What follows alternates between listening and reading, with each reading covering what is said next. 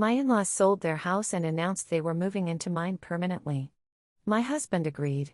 So I secretly filed for divorce and waited for moving day. Their faces went ashen when I told them the house was being sold. The house was my everything. My name is Cameron, and for the past 5 years, I'd poured my soul and most of my salary as a project manager into making it a home.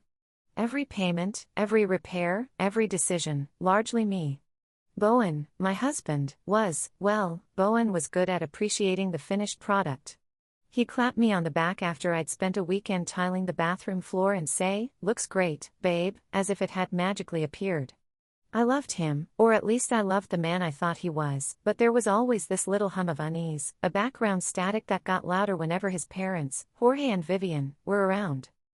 They were a lot, Vivian with her backhanded compliments that could strip paint, and Jorge, whose pronouncements on how the world should work usually involved someone else footing the bill. Lately, their visits had become more frequent. Their hints about slowing down and family support less subtle. Bowen, bless his easily influenced heart, would just nod along, his eyes shining with filial devotion. I'd bite my tongue, reminding myself that they were his parents, and they lived an hour away, an hour I was starting to cherish like a precious life-saving buffer. Last Tuesday started like any other. A flurry of emails, a team meeting that ran late, the usual project fires to extinguish. I was looking forward to a quiet evening, maybe a glass of wine, and some mindless TV. Then Bowen called, "Hey, Cam, Mom and Dad are going to swing by for dinner. Is that okay?" Swing by like it was a casual 5-minute pop-in, not a 3-hour siege. "Oh," I said, trying to keep the weariness from my voice. "Sure, Bowen. What's the occasion?" "No occasion, just a family dinner. Mom said she'd bring her famous casserole." My heart sank. Vivian's famous casserole was a dense, cheesy concoction that could double as a doorstop. "Great," I managed. "I'll pick up some salad stuff on the way home." The evening unfolded with its usual predictability. Vivian surveyed my kitchen, her gaze lingering on a fingerprint on the stainless steel fridge. "You work so hard, dear," she'd said, her voice dripping with something that wasn't quite sympathy. "It must be difficult to keep up with everything." Jorge, meanwhile, had settled into my favorite armchair, flipping through channels on the TV, already making himself comfortable. Bowen shuttled between them, beaming, refilling Jay's drink, laughing a little too loudly at his father's pronouncements about the state of the economy. I plastered on a smile and tried to make conversation, feeling like an outsider in my own home. Dinner was endured. The casserole sat heavy in my stomach. We talked about everything and nothing. Then, as I was clearing the plates, Vivian clapped her hands together, a theatrical sound in the relative quiet. "Well, everyone," she announced, her smile wide and a little too bright. "We have some absolutely wonderful news." Bowen straightened up, his face alight with an almost childlike excitement. He reached over and squeezed my hand, his palm a little sweaty. "This is huge, Cam. You're going to be so thrilled." I looked from his eager face to Vivian's triumphant one, then to Jorge, who was leaning back, a smug, satisfied expression on his face. A knot of dread began to tighten in my chest. "What is it?" I asked, my voice carefully neutral. Jorge puffed out his chest. "We've sold the house," he declared as if announcing a royal decree. Okay, that was unexpected. They'd been talking about downsizing for years, but I never thought they'd actually do it. The house was old, needed a lot of work. "Oh, wow," I said. "Congratulations. Where are you moving?" Vivian's smile widened. "If that was even possible." "That's the best part, dear," Vivian trilled, her eyes sparkling. She reached out and patted my arm, a gesture that felt more like a claim than affection. "We're moving in with you and Bowen here." The air rushed out of my lungs. I stared at her, then at Jorge, then at Bowen, whose grin was so wide it looked painful. He was actually proud of this. He thought this was good news. "Here," I managed, my voice barely a whisper. "Permanently?" "Of course. Permanently." "Silly," Vivian laughed, a high-pitched sound that grated on my nerves. "We're family, and this house is certainly big enough. We'll be so cozy." Jorge nodded sagely. "It just makes sense. We're getting older. Bowen can help us out." And we can help you, too. Think of the money you'll all save. It's a win-win. My mind reeled. My house, my sanctuary invaded. Not for a visit, not for a holiday, but permanently. They hadn't asked. They hadn't discussed. They had simply decided. And Bowen was beaming. I felt a cold wave wash over me. A profound sense of betrayal so sharp it was almost physical. I looked at Bowen, searching his face for any sign, any flicker of understanding of what this meant to me. There was none, only that same blissful, idiotic pride. They hadn't just decided their future. They thought they had decided mine. They had no idea how wrong they were. Later that night, after Jorge and Vivian had finally gleefully departed with promises to start bringing a few boxes over next week, the silence in the house felt heavy, suffocating. Bowen was humming as he loaded the dishwasher, still basking in the glow of the announcement. Bowen. I began, my voice tight. We need to talk about this. He turned, still smiling. About what? Isn't it great? Mom and Dad here with us. It'll be like when I was a kid, but better because you're here, too. I took a deep breath, trying to stay calm. They can't just move in here, Bowen. We never discussed this. I never agreed to this. His smile faltered. What's not to agree to? They're my parents, Cam. They need a place. We have space. It's what families do. Families also communicate, I said, my voice rising despite my efforts. They don't just spring life-altering decisions on people. This is my house, too, Bowen. I pay the mortgage. He frowned, a petulant look crossing his face. Don't be like that. You're making it sound like they're freeloaders. They'll contribute, I'm sure. And Dad said it himself. We'll save so much money. Think about it. No more rent for them. They can help with utilities. Help with utilities. I almost laughed. Bowen, they expect to live here for free. And what about our life? Our privacy? My office will become Jorge's den, won't it?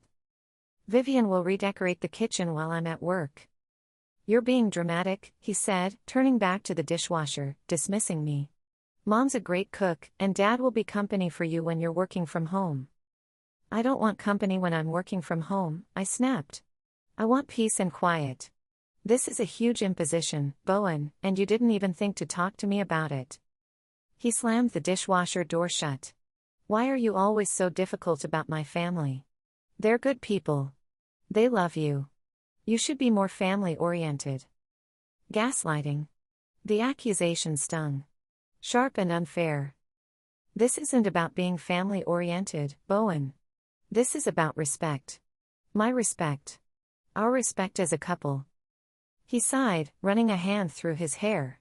Look, it's happening, okay? They've sold their house. They've got nowhere else to go. A cold suspicion began to form. When did they sell it? A few weeks ago, I guess. They wanted to surprise us with the good news. And you knew. He shifted uncomfortably. Well, yeah. I mean, I knew they were planning it.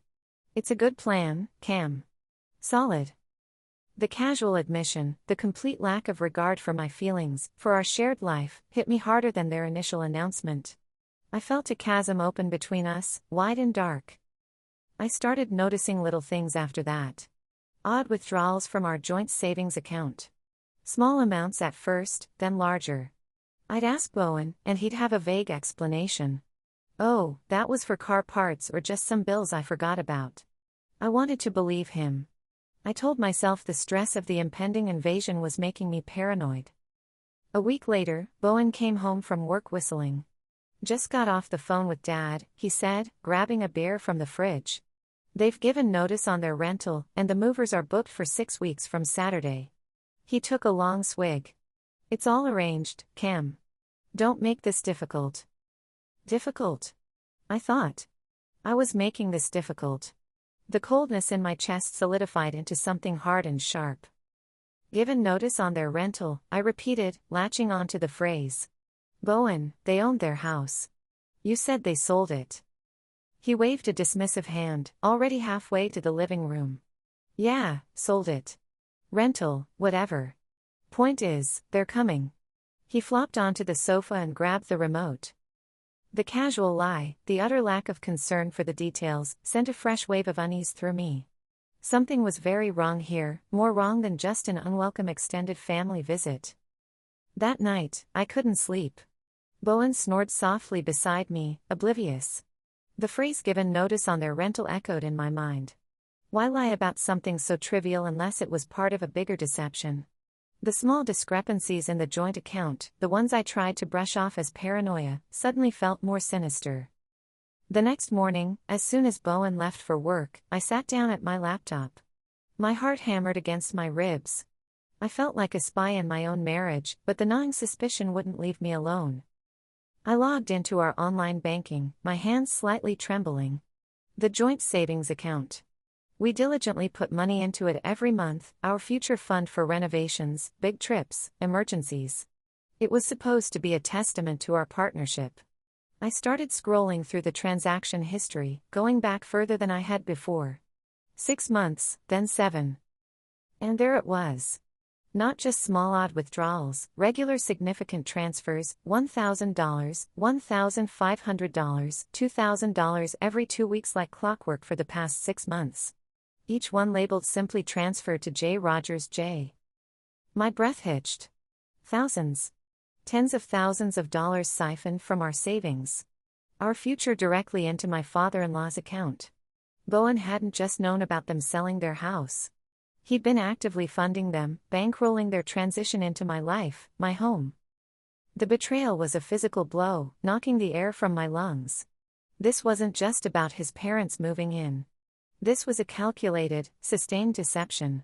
He'd been lying to me for months, smiling to my face while secretly undermining our financial security, our trust, everything we'd built, or rather everything I thought we'd built. A cold, methodical anger began to replace the hurt. The shock was still there, but it was now overlaid with a chilling clarity. This wasn't a misunderstanding.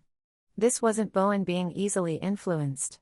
This was a deliberate, coordinated effort by him and his parents to manipulate me, to take what was mine, to dismantle my life for their convenience. My project manager brain, the part of me that thrived on spreadsheets and clear action plans, kicked into gear. The emotional storm receded, replaced by a steely resolve. They thought they had me backed into a corner. They thought I would just accept, roll over. I picked up my phone, my fingers surprisingly steady as I scrolled to Natalie's number, my best friend since college, now a sharp corporate lawyer. She answered on the second ring. "Hey, Cam, what's up?" Her cheerful voice came through the line. "Nat, I need to talk to you," I said, my voice low and urgent. "Something's happened. Something really bad." I laid it all out, the dinner announcement, Bowen's complicity, the lie about the rental, and finally the devastating discovery of the secret transfers. Natalie listened patiently, the silence on her end punctuated only by my increasingly shaky breaths as I recounted the details. When I finished, there was a long pause. "Wow," she finally said, her voice devoid of its usual cheer. "Cam, this is beyond just them being awful in-laws. The financial stuff, that's serious." "I know," I whispered. "What do I do, Nat?" "First," she said, her tone shifting into professional lawyer mode. "You document everything. Every transfer, every date, every lie he's told you. Second, and I mean this, Cam, you need to see a specialist, a divorce lawyer, and you need to do it quietly. This isn't just about them moving in anymore." Her words hung in the air, heavy and final. A divorce lawyer. The thought sent a fresh jolt through me. But beneath it, a flicker of something else. Determination. Natalie was right.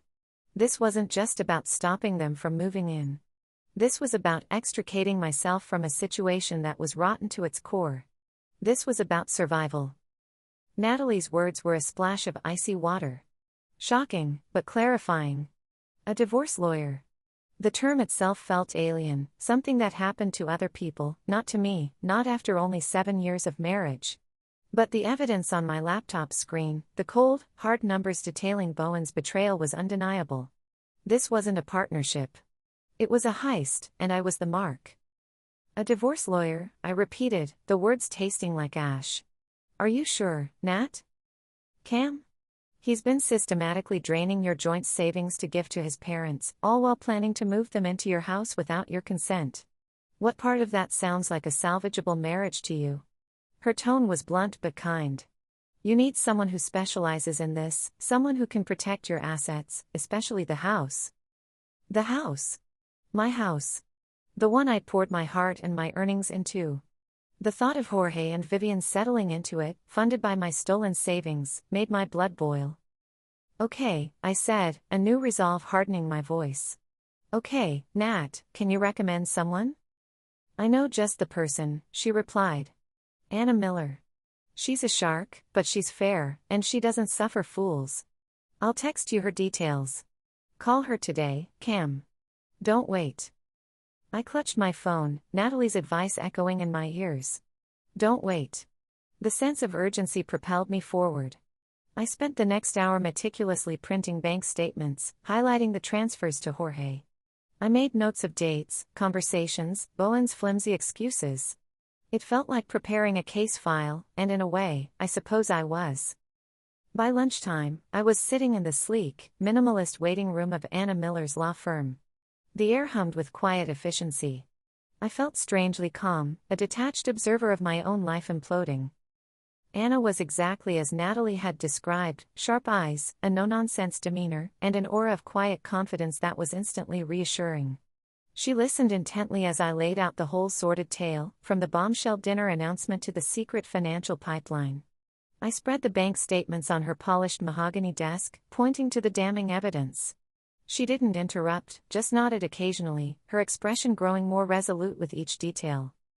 When I finally finished speaking about the house, my voice thick with emotion as I explained how much of it was mine, the down payment from my own savings before we married, the mortgage payments meticulously documented from my personal account, she leaned back in her chair. Well, Cameron, she said, her voice calm but firm. This is quite the situation.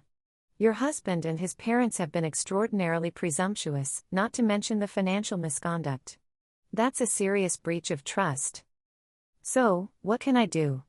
I asked, my voice barely above a whisper. Can I stop them from moving in? Can I get my money back?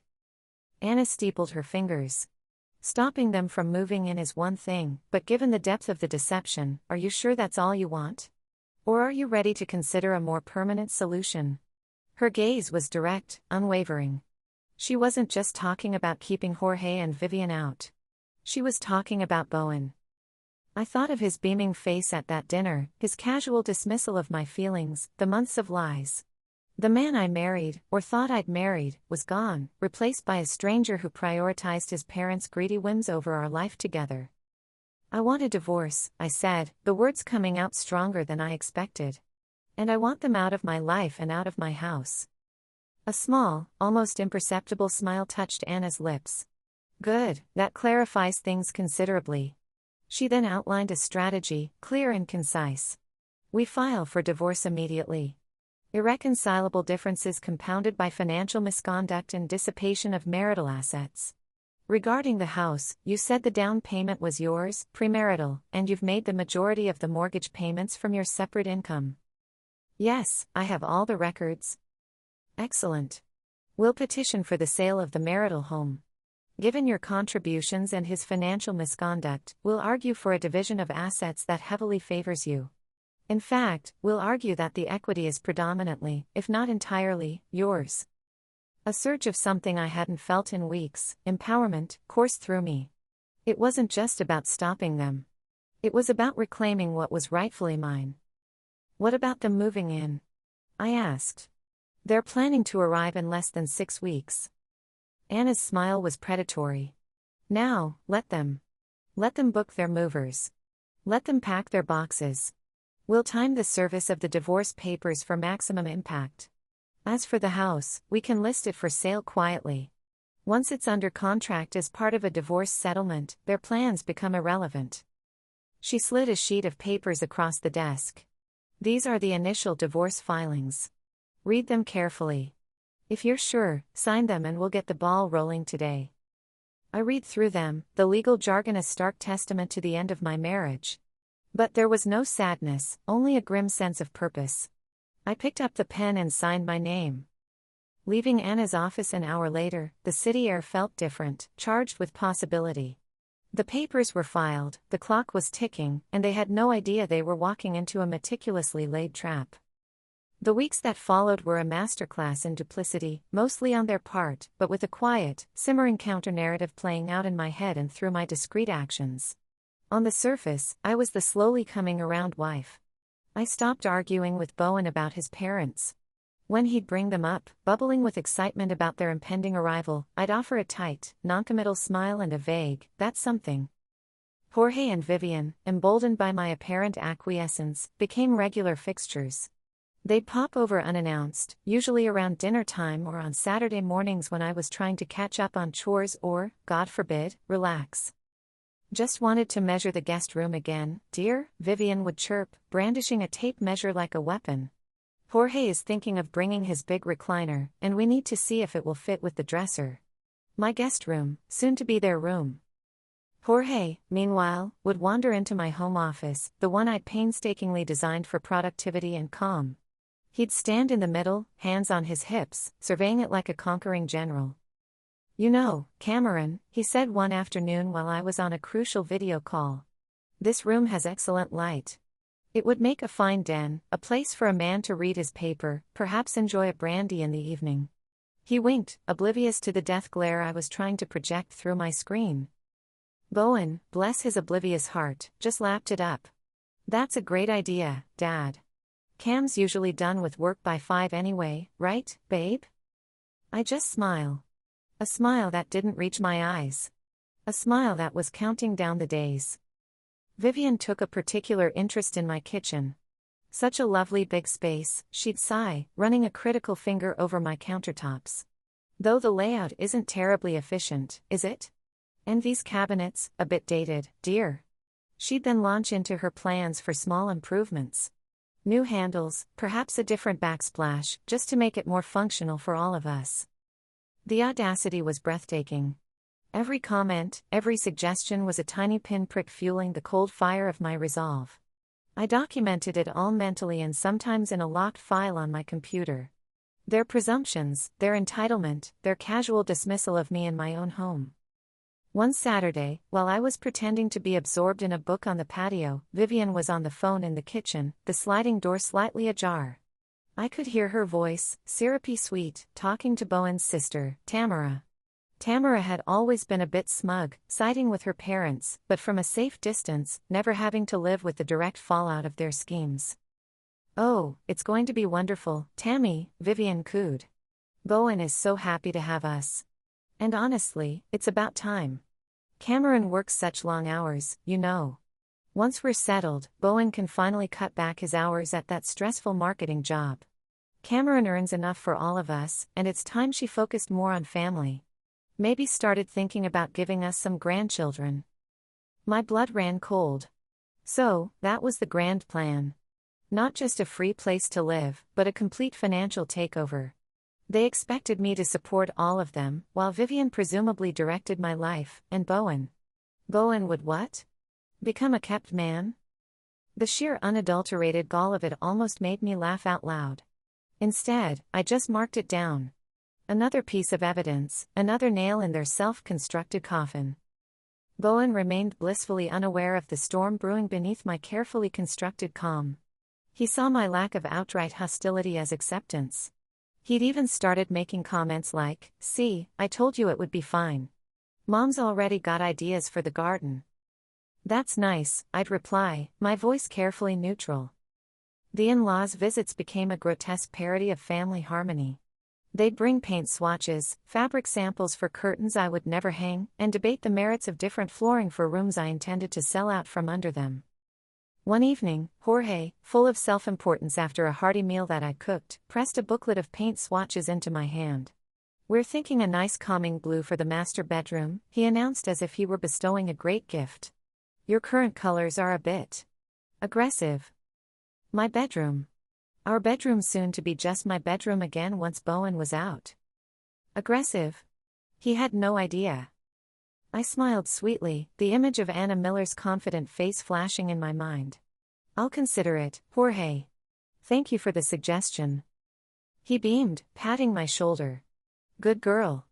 Knew you'd see sense. Oh, I was seeing sense, all right. More sense than any of them could possibly imagine. The trap was set. All I had to do was wait for them to walk into it. And they were practically skipping. The final weeks leading up to M-Day, as I'd started calling it in my head, moving day, mayhem day, my day, passed in a surreal haze. Jorge and Vivian officially sold their house, the one they actually owned, not the fictional rental Bowen had mentioned. The closing went through, and suddenly they were all about packing boxes and decluttering. Or rather, Vivian was about decluttering. Jorge mostly supervised from his armchair, offering pronouncements on what was good enough to bring to Cameron's. Bowen, bless his increasingly clueless soul, threw himself into the process with gusto. He spent weekends at his parents' old place, hauling boxes, dismantling furniture, a dutiful son to the bitter end. He'd come home exhausted but triumphant. Got Dad's entire workshop packed up today, he'd announce, beaming. He's so excited to set it up in our garage. My garage, I'd think, picturing the for sale sign that Anna's recommended realtor was preparing. That's ambitious, I'd reply, offering him a bottle of water. And Mom's sorted all her china. She's worried about it on the drive over, but I told her we'll pack it super carefully in my car. I just nodded, a silent movie playing in my mind. Vivian's face when she realized her precious china wouldn't be gracing my dining table. Anna called me midweek, her voice crisp and efficient. Just confirming, Cameron, all legal documents are filed and in order. The divorce petition, the motion for the sale of the house. The realtor has also confirmed the listing is live, discreetly for now, with photos taken when Bowen was at work last Tuesday. We've already had a couple of inquiries for showings which we'll schedule post-revelation. Of course, I echoed, a shiver running down my spine despite the warm day. Post-revelation. It sounds so dramatic. Well, Anna said, a hint of amusement in her tone. Given their plans, a little drama seems appropriate, don't you think? I did. I absolutely did. The Friday before M-Day, Jorge and Vivian insisted on a farewell to their old house dinner. They invited me and Bowen over. Their place was a chaotic landscape of half-packed boxes, bubble wrap, and dusty furniture outlines on the carpets. It felt like walking through the remnants of a life they were so eager to shed to take over mine. Dinner was takeout pizza eaten on mismatched chairs surrounded by their worldly possessions. The conversation predictably revolved around their brilliant future in my house. I was thinking, Vivian said, dabbing her mouth with a paper napkin. We could put that lovely antique mirror from the hallway in your entryway, Cameron. It would really open it up. And the big bookshelf from the study can go in the living room, Jorge added. Give it a more intellectual feel. Bowen nodded enthusiastically at every suggestion. It's going to be amazing, guys, like a whole new house. I picked up my pizza, a strange cocktail of anxiety and grim satisfaction churning in my stomach. I felt like an actor in the final scene of a play, knowing my lines, waiting for my cue. I just had to get through this one last charade. It certainly will be different, I said, managing a small smile. Later that evening, back in our, soon-to-be my, quiet house, Bowen wrapped his arms around me from behind as I stood at the kitchen sink. See, he murmured, his chin resting on my shoulder. It's all working out perfectly. We're going to be one big, happy family. His words, meant to be reassuring, sent a chill through me. He was so utterly convinced of his narrative, so completely blind to the reality I was about to unleash. I turned in his arms, forcing a smile that felt brittle. Tomorrow will definitely be a memorable day, Bowen. He grinned, kissing my forehead. The start of a great new chapter for all of us. Oh, it would be the start of a new chapter, all right, just not the one he was expecting. I barely slept that night, my mind replaying the scene to come, the words I would say, the looks on their faces. It was a potent mix of fear and exhilaration. The end was near. M-Day dawned bright and clear. A painfully beautiful Saturday. I was up before the sun, a knot of nervous energy coiling in my stomach. I dressed carefully, choosing an outfit that made me feel confident, in control. By the time Bowen stirred, I'd already had 2 cups of coffee and mentally rehearsed my lines a dozen times. Morning, sleepyhead, I said, my voice surprisingly steady. Big day today. He stretched, yawning. Tell me about it. Mom and Dad are aiming to be here by 9 with the first load. Said they're bringing the essentials first so they can get settled in right away. He grinned, oblivious. You excited? Beyond words, I replied. And it wasn't entirely a lie. At precisely 8:57 a.m., their oversized minivan trailing a small U-Haul trailer rumbled up the driveway. Jorge was at the wheel, Vivian beside him, both beaming. Bowen practically skipped out the front door to greet them. I remained on the porch, a single crisp white envelope held loosely in my hand. There she is, Jorge boomed, climbing out of the van. Ready for the reinforcements, Cameron? Vivian rushed over to Bowen, giving him a hug. Oh, darling, it's so good to be here. Finally. She then turned to me, her smile a little too wide. You've no idea how much we've been looking forward to this, Cameron. I think I have some idea, I said, my voice calm. Bowen, ever the eager beaver, was already at the back of the U-Haul, unlatching the door. All right, let's get this show on the road. What's first, Dad? The recliner. As he reached for the first heavy-looking box, I stepped forward. Bowen, I said, my tone stopping him in his tracks. He looked up, surprised by the command in my voice. Before you unload anything, I think you should read this first. I held out the envelope. He frowned, a flicker of confusion in his eyes. What is it, Cam? Some kind of welcome card for Mom and Dad? He chuckled, reaching for it. Not exactly, I said. His fingers fumbled with the flap. Vivian and Jorge had paused, watching us with mild curiosity. The neighborhood was quiet. A bird chirped somewhere nearby. It felt like the calm before a hurricane. Bowen pulled out the folded papers. His eyes scanned the first page. I watched his face, a slow-motion capture of dawning comprehension. The color drained from his cheeks, replaced by a sickly pallor. His smile vanished, replaced by an expression of utter disbelief. His hand, still holding the papers, began to tremble. Cam, what? What is this? He stammered, his voice barely a whisper. It's a petition for divorce, Bowen, I stated clearly, my voice carrying in the still morning air. Vivian gasped, a hand flying to her mouth. Jorge's jaw dropped. Divorce? Bowen choked out, his eyes wide with shock, darting between me and the papers in his hand. You're divorcing me? Yes, I am, I confirmed. And before your parents start unloading their belongings into my house, there's something else you all need to know. I took a steadying breath. This was it. This house was listed for sale last week as part of our divorce settlement. It's considered a marital asset, albeit one I have significantly more claim to, which my lawyer is handling. You all have 30 days to vacate the premises. That includes you, Bowen. Your personal belongings will need to be removed within that time frame as well. The silence that followed was absolute, thick, and heavy. Bowen stared at me, speechless, the divorce papers fluttering in his shaking hand. Vivian's face crumpled, her carefully constructed composure shattering. Jorge's face turned a dangerous shade of purple. Then Vivian shrieked, a raw, animalistic sound of pure outrage and thwarted entitlement. No, you can't do this. We've sold our house. We have nowhere to go. Jorge finally found his voice, sputtering with rage. This is outrageous. You conniving little, this is our home now. Bowen, tell her. Bowen just stood there, a broken statue, his eyes fixed on me, filled with a mixture of horror and dawning, terrible understanding.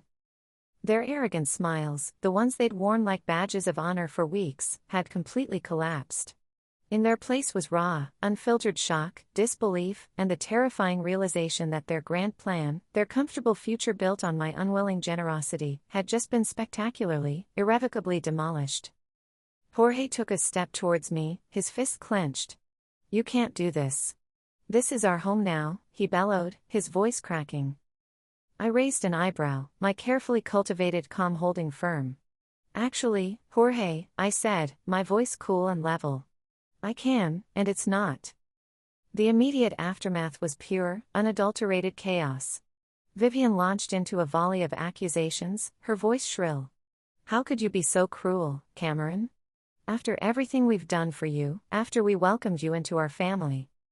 Welcomed me? I asked, a humorless laugh escaping me. You mean after you planned to colonize my house and live off my income without so much as a discussion? Jorge, bypassing accusations, went straight for bluster. You'll hear from our lawyer. This is illegal. You can't just throw us out on the street. Actually, I said, pulling out my phone.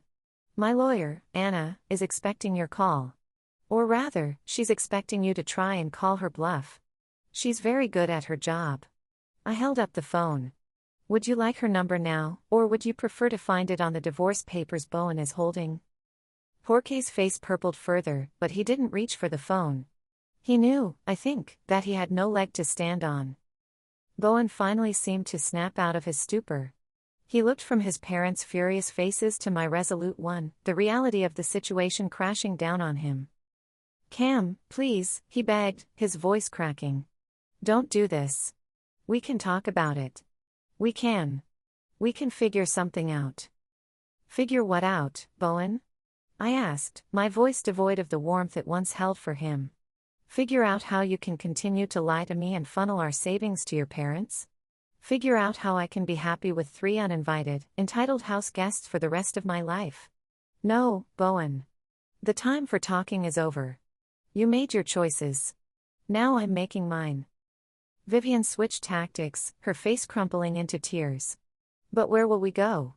We have nothing. You're destroying our lives. She wailed, clutching at Bowen's arm. It was a masterful performance. But I wasn't buying it. You sold your house, Vivian. You have the proceeds from that sale. You're not destitute. You're just inconvenienced. And frankly, that's a consequence of your own making. Just then, as if on cue, a nondescript sedan pulled up to the curb. A man in a suit got out holding a clipboard. Cameron? He asked. I nodded. I have a formal notice to quit for Jorge Rogers, Vivian Rogers, and Bowen Graham. He stepped forward, handing a copy to a stunned Jorge, then to Bowen. You have 30 days to vacate the premises as per the legal statutes of this state. Vivian stared at the paper as if it were a snake. Squatters' rights. She suddenly shrieked, a wild look in her eyes. We've established residency by bringing our things. She gestured vaguely at the U-Haul. The process server, clearly unfazed, simply said, Ma'am, these premises are subject to an active divorce proceeding and a court-acknowledged intent to sell. Attempting to remain beyond the notice period will result in trespassing charges and forcible removal by the Sheriff's Department. I'd advise you to consult with an attorney. He then tipped his head to me. My work here is done. He got back in his car and drove away. The fight seemed to drain out of them then, replaced by a dawning, horrified acceptance. Their grand plan, so meticulously plotted, so arrogantly assumed, was in tatters. The silence was broken only by Vivian's ragged sobs and Bowen's quiet, defeated sniffles. Jorge just stood there looking old and deflated, the bluster gone. Watching them, I felt not a shred of pity, only a profound sense of relief. The weight I'd been carrying for months lifted. The next few weeks were an adjustment. Bowen moved out within the week, taking his things to his sister Tamara's spare room, a temporary and reportedly very tense arrangement. Jorge and Vivian, after a few more days of desperate, futile phone calls to lawyers who clearly told them what Anna had already predicted, found a small, overpriced rental apartment across town. The U-Haul, which had sat forlornly in my driveway for 2 days, was eventually emptied into a storage unit. The house sold remarkably quickly, thanks to Anna's realtor, and a surprisingly hot market. I found a smaller place, a chic little condo downtown that was all mine, filled with light and peace. The closing on the old house was swift, the division of assets heavily in my favor, just as Anna had predicted. The money Bowen had siphoned off was largely accounted for from his share of any remaining marital assets, which weren't much after the house. Tamara surprisingly called me once, not to yell, but with a sort of grim amusement. You know, Cameron, she'd said. I always told Mom and Dad they push too hard. They're miserable in that tiny apartment. Serves them right, I guess. Bowen's a wreck, by the way. Finally realizing what he threw away. I didn't feel triumph. Not exactly. More like a quiet, settled satisfaction. I'd reclaimed my life, my finances, my peace of mind. Sipping coffee in my new living room, sunlight streaming through the large windows, I looked around at the space that was entirely my own. No uninvited guests, no passive-aggressive comments, no secret betrayals, just me and the quiet hum of a life I was building on my own terms. They thought they were moving into my house. Instead, they moved right into the consequences of their own actions. And honestly, the view from here was fantastic.